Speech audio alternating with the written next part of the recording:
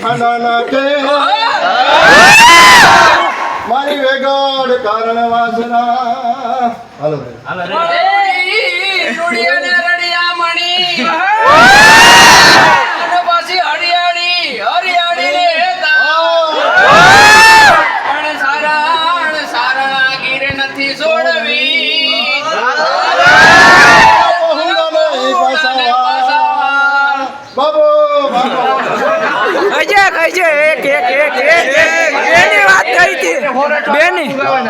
બેની વાત થઈ હતી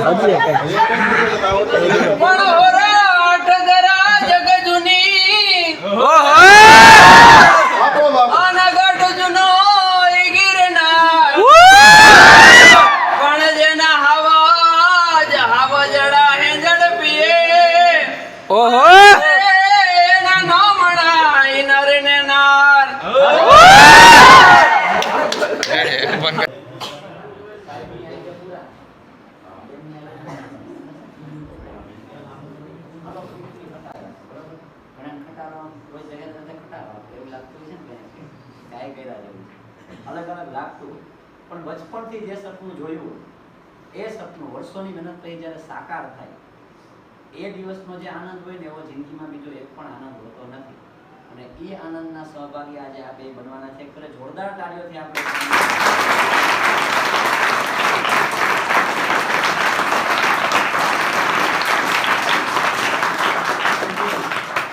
કે ફક્ત ને ફક્ત ભીખુ સાહેબે હમણાં જ કીધું કે પરીક્ષા પાસ કરીને બેઠા છે એટલે આપણે બધાને ખબર છે કે ટાટની એક્ઝામ લેવાય છે પણ ગયા વર્ષની જે ટાટ લેવાની હતી ને એ પાછી એક નહોતી, બે.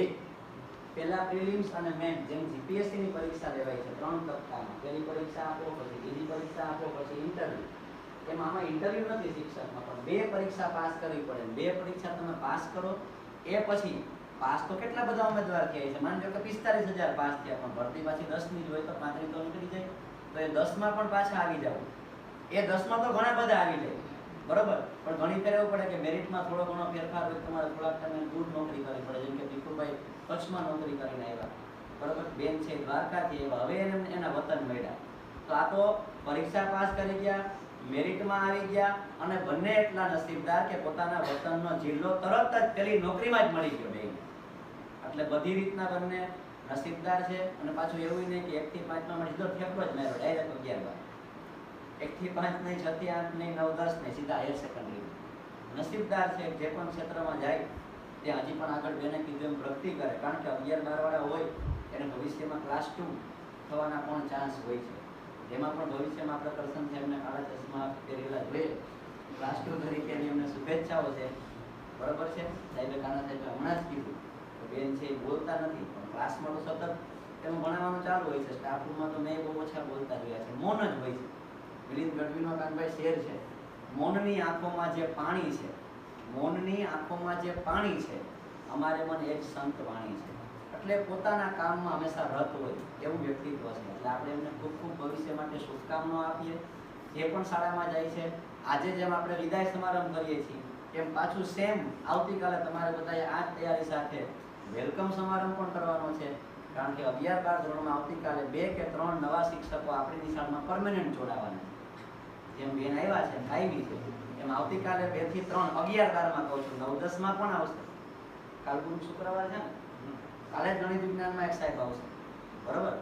પણ એમ થશે કૌશિક સાહેબને આપણે વિદાય નથી કરી, કૌશિક સાહેબ ચોખ્ખી ના પાડી ગયા કે જો આજીવન મારી સંબંધ રાખવો હોય અને મને કોટલા આવા દેવો હોય તો તમારે વિદાય મારી રાખવાની નથી, મને ચોખ્ખી ના પાડી.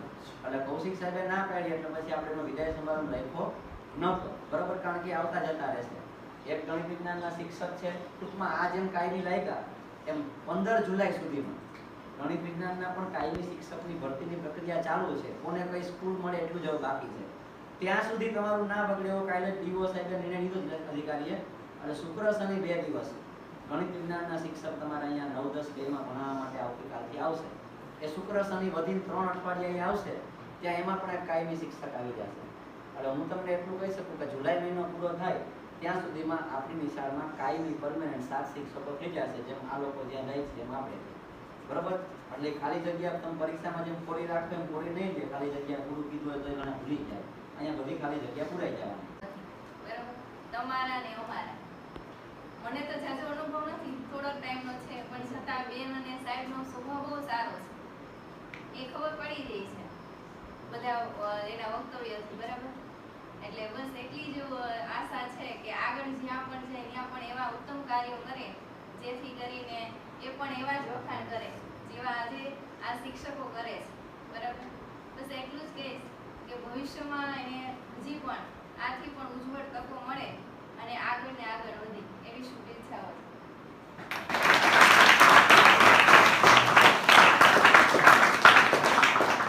હવે હું વિનંતી કરીશ ડીકે સરને કે તેઓ પોતાનું વક્તવ્ય આપે. બંનેને સરકારી નોકરીઓ મળે એટલે આપણે એમને ખૂબ આપણા શાળા પરિવારોથી ખૂબ ખૂબ અભિનંદન પાઠવીએ અને ચિંતન સરને એક ટકોર પણ કરીએ કે અમારા બેનને ખૂબ ત્યાં પ્રોત્સાહન આપજો કે જેથી કરીને એ મૌન છે પણ મૌનની અંદર ઘણી બધી એની તાકાત રહેલી છે. કદાચ અમને સ્ટાફને પણ કદાચ ખબર નહીં હોય કે બેનની અંદર કેટલી બધી શક્તિઓ છે, બાળકોને ખબર હશે.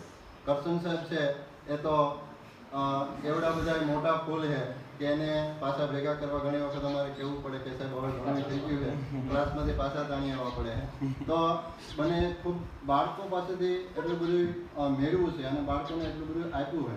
તો એ બંનેને આપણી શાળા વતી હું એમ કહું છું કે અમે ક્યારેય ભૂલવાના નથી અને તમે જીવનની અંદર ખૂબ આગળ જાઓ, ખૂબ બાળકોનો પ્રેમ મેળવો એવી અંતરથી માતાજીના આશીર્વાદ અને અમારા તમામના તમારી સાથે શુભચિંતક તરીકે અમે હંમેશ માટે તમને યાદ રાખશું. યાદ હે તો આબાદ હે, ભૂલ ગયે તો બરબાદ, જિંદા રહેંગે ફિર મિલેંગે. આપણે વારંવાર એમને મળતા રહેશું અને કરશન સાહેબ છે એ તો અહીંથી જ લગભગ નીકળશે એટલે વારંવાર આપણી સ્કૂલે પણ આવશે. તો કુતિયા જતા હશે ત્યારે બાકીનું મોટર છે એટલે ત્યાંથી નજીક પડશે. બેન છે એ પણ આપણા તાલુકાની અંદર જ છે એટલે બેન પણ વારંવાર આપણને મળવા આવશે.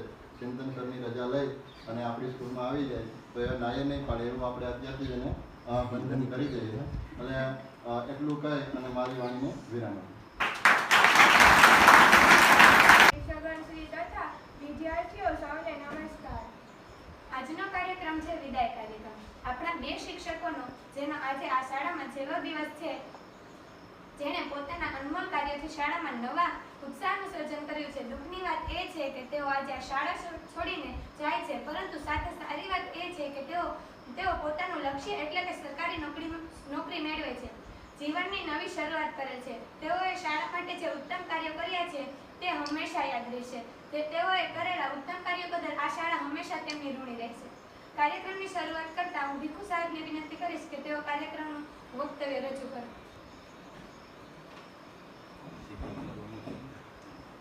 ચાલો, સરસ.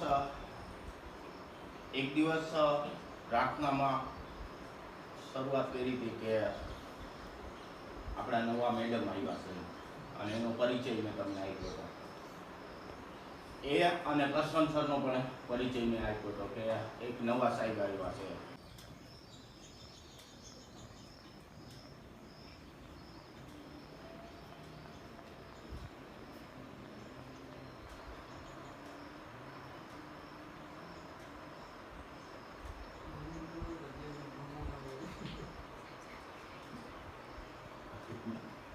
કરાવી દે.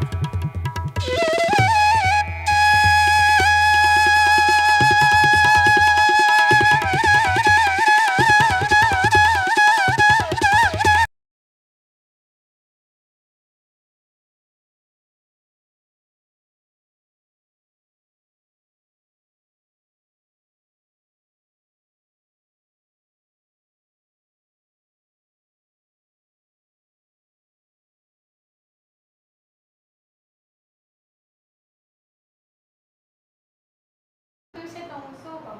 એ મારા શિક્ષકો નહીં પરંતુ મારા દોસ્ત જેવા જ છે.